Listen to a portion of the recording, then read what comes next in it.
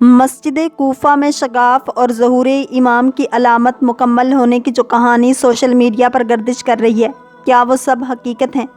دیوار میں موجود شغاف 2024 میں نہیں بلکہ 2013 میں دیکھا گیا تھا۔ یہ بات درست ہے کہ مسجد کوفہ میں دراڑ یا شغاف کے حوالے سے جو کہانیاں اور تصاویر سوشل میڈیا پر گردش کرتی ہیں، ان کی زیادہ تر تفصیلات یا تو پرانی ہیں یا مستند ذرائع سے ثابت نہیں ہیں۔ اس قسم کی باتیں اکثر عوامی تصورات یا غیر مصدقہ روایات پر مبنی ہوتی ہیں۔ مسجد کوفہ کی دیوار کی دراڑ کی حقیقت جاننے کے لیے ویڈیو اینڈ تک لازمی دیکھیں۔ آپ یقیناً حیران رہ جائیں گے کہ سوشل میڈیا پر بار بار آپ کو کیسے جھوٹ کو سچ بنا کر دکھایا جا رہا ہے۔ اگر آپ اس چینل پر نئے ہیں تو چینل کو سبسکرائب کر لیں تاکہ آنے والی ویڈیوز آپ تک بآسانی پہنچ سکیں۔ اہم بات یہ ہے کہ امام مہدی علیہ السلام کے ظہور کے حوالے سے اسلامی روایات میں جن نشانیوں کا ذکر کیا گیا ہے، ان میں وضاحت اور تشریح کے لیے اہل علم اور معتبر دینی ماخذوں سے رجوع کرنا ضروری ہے۔ ایسی کہانیوں اور تصاویر کو بغیر تحقیق کے پھیلانا گمراہی یا غیر ضروری افواہوں کا سبب بن سکتا ہے۔ لہٰذا سوشل میڈیا پر پائی جانے والی معلومات کی تحقیق کرنا اور ان کے مستند ہونے کا یقین کرنا نہایت ضروری ہے، خاص طور پر ایسے موضوعات پر جو دین یا عقیدے سے متعلق ہوں۔ مسجد کوفہ کی دیوار میں دراڑ یا شغاف کے حوالے سے جو روایات بیان کی جاتی ہیں، وہ مختلف اسلامی روایات میں امام مہدی علیہ السلام کے ظہور کی نشانیوں میں سے ایک کے طور پر ذکر کی گئی ہے۔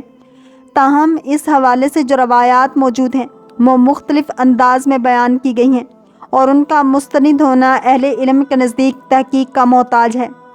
اس ویڈیو میں ہم ان روایات کا مختصر ذکر کریں گے۔ بعض روایات کے مطابق ظہور امام مہدی علیہ السلام کی نشانیوں میں یہ شامل ہے کہ مسجد کوفہ یا اس کے گرد و نواح میں زلزلہ یا کوئی غیر معمولی واقعہ پیش آئے گا، جس کے نتیجے میں وہاں کی عمارت یا دیواروں میں شغاف یا دراڑ پڑے گی۔ یہ واقعہ ایک نشانی کے طور پر دیکھا جائے گا کہ ظہور قریب ہے۔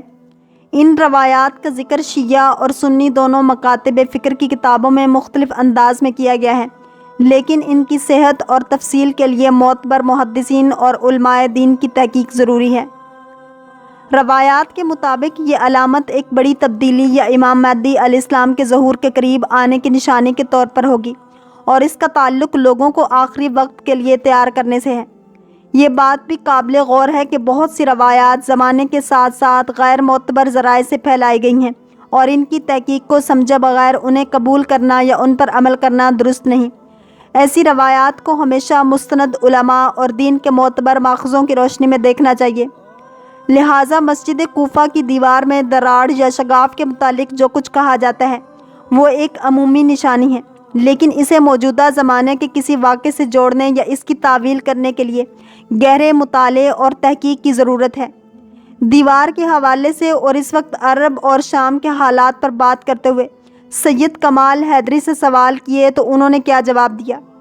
لوگوں کے درمیان چہمگوئیاں ہو رہی ہیں کہ علامات ظہور میں سے ایک علامت مسجد کوفہ کی دیوار میں شغاف پڑنا ہے، اور اس وقت مسجد کوفہ کی دیوار میں شغاف ایجاد ہو چکا ہے۔ حضرت آیت اللہ سید کمال حیدری ایک معروف شیعہ فقیہ اور محقق ہیں، جنہوں نے اپنے علمی کاموں کے ذریعے دین اسلام اور خاص طور پر اہل تشیع کے عقائد کو بیان کرنے میں نمایاں خدمات انجام دی ہیں۔ آپ نے مختلف فقہی، کلامی اور فلسفی موضوعات پر تحقیق کی ہے۔ آپ کا سلسلہ نسب امام زین العابدین علیہ السلام سے ملتا ہے، اور آپ ایک علمی گھرانے سے تعلق رکھتے ہیں۔ ان سے کیے گئے سوالات اور ان کے جوابات۔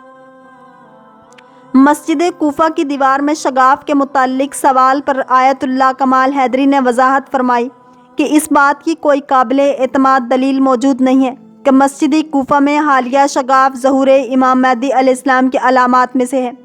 ظہور امام مہدی علیہ السلام کی علامات کو محض کسی واقعے سے جوڑنے سے پہلے ان روایات کی سند اور تفصیل کی جانچ ضروری ہے۔ شام اور دیگر عرب ممالک میں موجودہ واقعات کا تعلق علامات ظہور سے ہے۔ ان کے نزدیک موجودہ عرب ممالک میں پیش آنے والے واقعات کو ظہور کی علامات کے طور پر قبول کرنا ثابت نہیں ہے۔ روایات کی تفسیر میں جلد بازی یا موجودہ حالات سے ان کی منطبقت کو قبول کرنا گمراہی کا سبب بن سکتا ہے۔ شام میں دو گروہوں کی جنگ کے متعلق روایات۔ آیت اللہ کمال حیدری نے تصدیق کی کہ ایسی روایات موجود ہیں جن میں شام میں دو گروہوں کی باہمی جنگ کا ذکر ہے۔ تاہم ان روایات کو موجودہ جنگ پر منطبق کرنا درست نہیں ہے جب تک کہ وہ تمام علامتی شرائط پوری نہ ہوں جو روایات میں بیان کی گئی ہیں۔ حالیہ جنگ میں شرکت اس وقت جائز ہے جب وہ مقدسات کے دفاع کے لیے ہو، ورنہ اس سے اجتناب کرنا ضروری ہے۔ انہوں نے نجومیوں کی پیشن گوئیوں کو ناقابل اعتبار قرار دیا اور کہا کہ شریعت میں ان پر اعتبار کرنا جائز نہیں ہے۔ نجومی جھوٹے ہیں خواہ ان کی بات سچ ثابت ہو جائے کے مطابق نجوم کے ذریعے پیش گوئی کرنا شریعت میں ممنوع ہے۔ اس موضوع پر تفصیلی بحث کے لیے ان کی کتاب الفتاوی فقہ کی جلد 100 میں موجود تنجیم کے باب کا مطالعہ کرنے کی تاکید کی۔ آیت اللہ سید کمال حیدری کے مطابق حالیہ واقعات اور ظہور امام مہدی علیہ السلام کے روایات کے درمیان براہ راست تعلق ثابت نہیں ہے۔ اس کے علاوہ نجومیوں کی پیشن گوئیوں پر اعتماد نہ کرنے اور شرعی اصولوں کے مطابق مقدسات کے دفاع میں حصہ لینے کی تاکید کی گئی ہے۔ ان معاملات میں افواہوں سے گریز کرتے ہوئے صرف مستند روایات اور علماء کی رہنمائی پر انحصار کرنا چاہیے۔ مسجد کوفہ عالم اسلام کی عظیم مساجد میں سے ایک ہے۔ شیعان اہل بیت علیہ السلام کے مطابق یہ مسجد الحرام، مسجد نبوی صلی اللہ علیہ وسلم اور مسجد الاقصیٰ کے بعد چوتھی اہم مسجد ہے جو عراق کے زیارتی شہر کوفہ کے قدیم ترین اور اہم ترین آثار میں سے ہے۔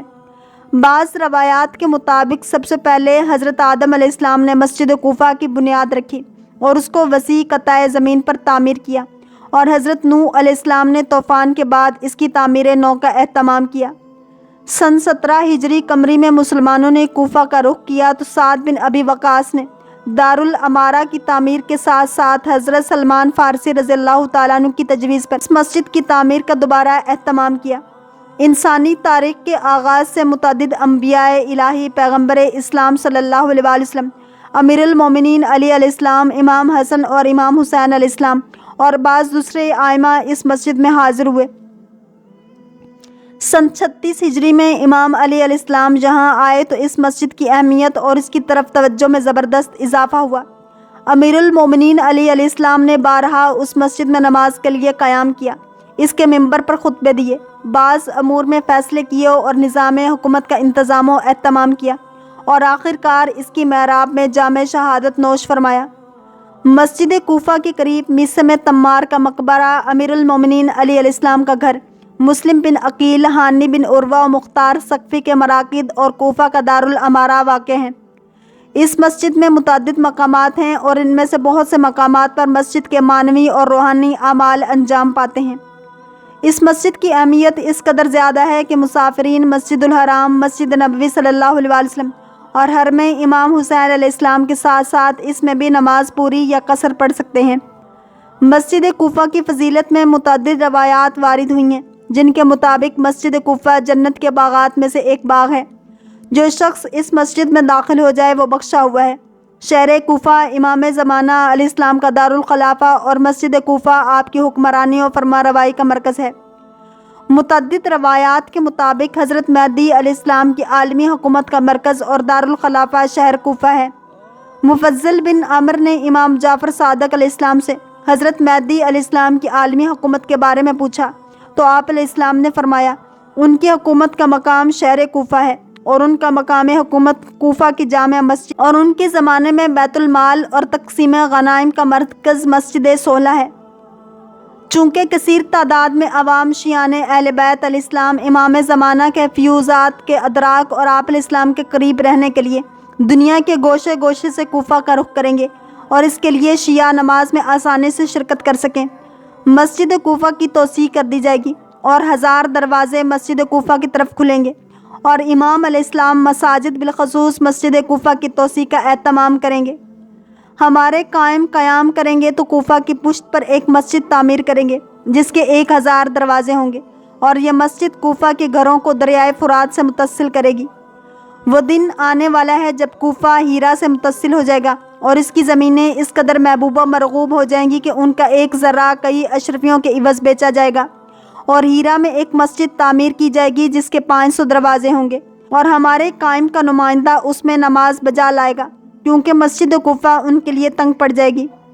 امام زمانہ علیہ السلام کوفہ میں داخل ہوتے ہی شہر میں تبدیلیوں کا اہتمام کریں گے اور اس کے راستوں، سڑکوں اور مساجد کی توسیع کا اہتمام کریں گے، اور کوفہ کے گھر فرات سے جا ملیں گے اور ان نامبارک مساجد کو منہدم کریں گے جو بنو امیہ نے امام حسین علیہ السلام کی شہادت کی خوشی میں تعمیر کرائی ہیں۔ مسجد کوفہ امام زمانہ علیہ السلام کے فیصلوں اور نظام عدل کا مرکز ہوگا۔ مسجد کوفہ امام مہدی علیہ السلام کی حکومت، ان کے فیصلوں اور قضاوت کا مرکز ہے۔ اللہ کریم ہم سب کو دین اسلام کی پیروی کرنے والا اور عشق مصطفیٰ صلی اللہ علیہ وآلہ وسلم نصیب فرمائے۔ اگر آپ کو یہ ویڈیو پسند آئی ہے تو لائک، شیئر اور سبسکرائب کرنا مت بھولیے تاکہ ایسی ہی اسلامک انفارمیٹیو ویڈیوز آپ تک پہنچتی رہیں۔